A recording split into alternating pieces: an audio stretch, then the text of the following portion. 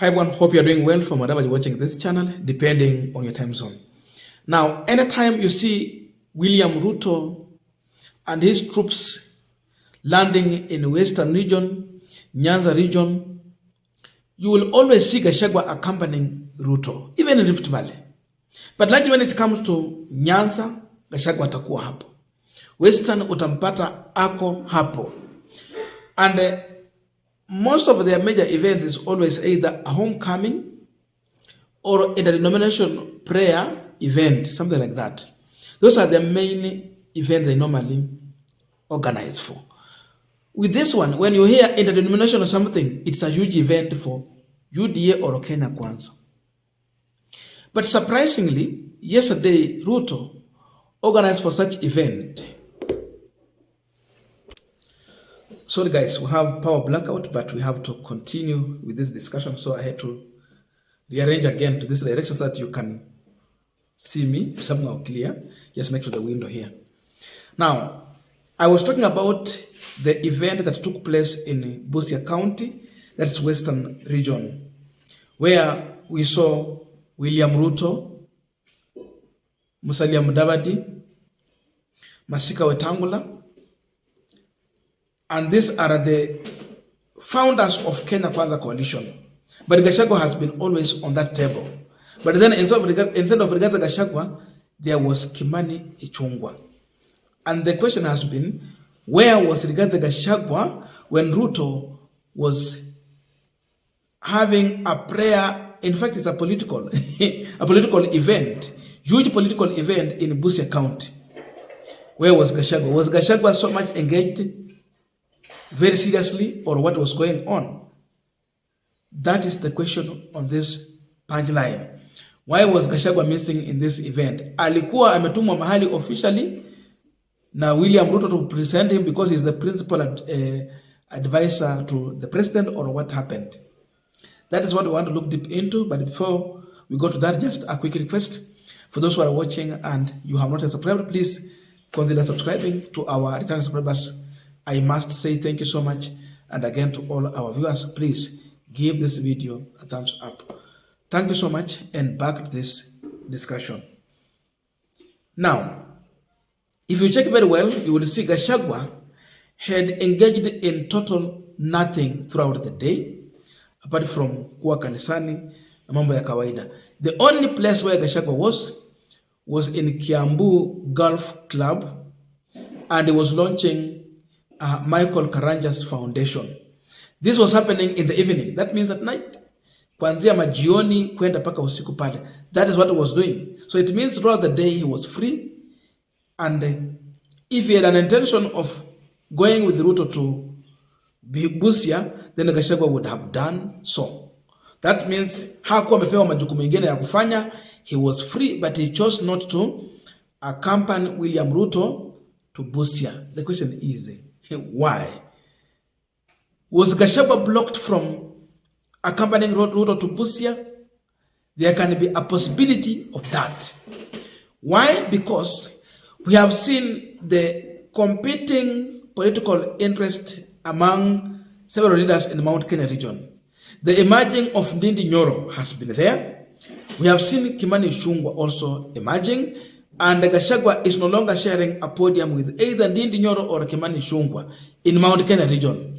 It is either when Ruto is there, but if it's Gachagwa leading, there's no time we will see Ndindi Nyoro in the same event with Gachagwa. Haijawahi fanyika. So there is a possibility of sabotaging Gachagwa by trying to use every means possible to block Gachagwa from accompanying Ruto to Busia event. Therefore, the person who replaced him, Kimani Ichung'wah. This was intentionally to make sure that Gachagwa has been reduced to a Mount Kenya region leader or deputy or kingpin to that matter. They are using every means possible to block Gachagwa and reduce him to that level. So now when you see him missing in this event, you see other leaders coming out like Kimani Ichung'wah, like Ndindi Nyoro attending this event, then they are uplifting their face to a national level, to the national politics, as they demean Gachagwa to a regional politician or leader. So you reduce Gachagwa to an ethnic leader and you elevate other people like Kichungwa and Ndindi Nyoro to a national level. That is what Ruto is looking into. So you see, Kimani Ichung'wah had a chance to address people in Busia County. But ni kiongozi wa wapi? Inaitwanga namna gani? Kule Kikuyu constituency. That's where he represents. But now he had a chance to address people where? In Busia, that's Western region. So in that way you are elevating Kimani Ichung'wah. But Gachagwa was addressing people wapi? Alikuwa na address watu kule Mount Kenya region kwenye amezaliwa. Ilikuwa just a small event of launching a foundation. So in one way or another, we are seeing a William Ruto who is determined to deal with the Gachagwa politically. He is the man who built Gachagwa to the national politics, and is still the same person who want to destroy Gachagwa's career in politics. So you do so by now bringing the junior leaders there to accompany you in the event, but reduce Gachagwa to that level. Make sure that Gachagwa is missing in such major event. Hapatikani, haonekani. Alafu sasa kufikia hapo itakuwa rahisi kwanza kusema ya kwamba Ndindi Nyoro running mate, Ndindi Nyoro running mate, endorsement here, endorsement there. So it was Mount Kenya region leaders, elected leaders endorsing Ndindi Nyoro. But it will reach a time now Ndindi Nyoro will get endorsement from other leaders within UDA or Kenya Kwanza, but from other region. Sasa ameonekana Western, ameonekana kule kwingine na mahali kadhaa. Either kama ni Kimani Ichung'wah, he has been all over. So it will be easy for people to associate themselves with him, those who support the Kenya Kwanza side.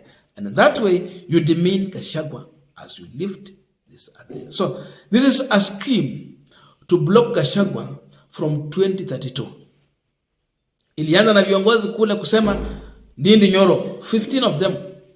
Sasa imekuja kwamba Gachagwa anakuwa blocked into because this one was a Kenya Kwanza event where you should see the president, you see the deputy, you see the prime minister, you see Wetangula and others. Kama Gachagwa angekuwa ako pale, maybe Ndindi Nyoro Kimani Ichung'wah would have not addressed people, or if he was to address people, he can't speak in that, capacity as a leader from Mount Kenya region. He will just speak in the capacity as a majority leader in the National Assembly. But now he was speaking in the capacity of a leader from Mount Kenya region within the Kenya Kwanza. So ile kazi Gachagwa ameachiwa ni ya kulaunch foundation na vitu zingine, but doing it where? In Mount Kenya region.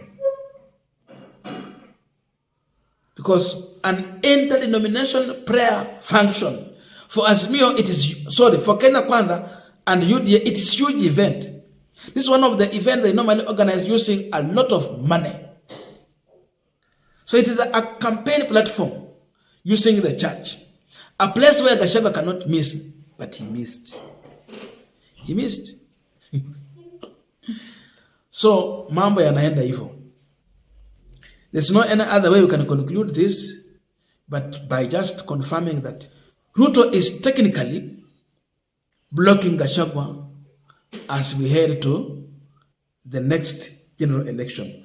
With time, Gachagwa will be far distance away from William Ruto, the way Ruto was so much away from Uhuru Kenyatta, but this was second term. Hii yao ni ya first term tu imeanzia mbali. But atakuwa mbali sana na hatakuwa na usemi wowote kwa hii serikali. Maybe what Moi did to Kibaki at one point, reduce him from a vice president to a minister. Though Kibaki was brave, he had a reputation and he had a following. That's why he later succeeded. But for Gachagwa, he's a noisemaker who is much of destruction than building.